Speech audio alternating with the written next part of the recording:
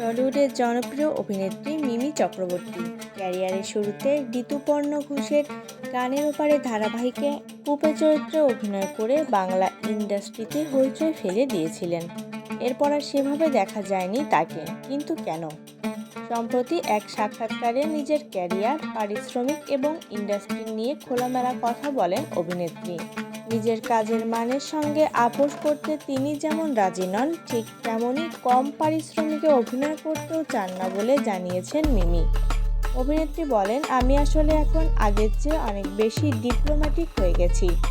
সত্যি বলতে মুখের উপর সত্যি কথা বলার অভ্যাসটা আমার এখনও বদলায়নি।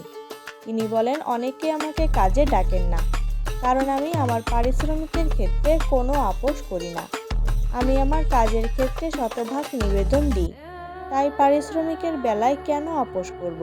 মিমি চক্রবর্তী বলেন, আমি এটা মেনেই নিয়েছি যে ইন্ডাস্ট্রিতে আমার কোনো প্রেমিক নেই, বাবা কিংবা বড় ভাই নেই যাদের প্রযোজনা সংস্থা আছে, তাই আমার কথা মাথায় রেখে আলাদা করে কেউ গল্প লিখবেন না।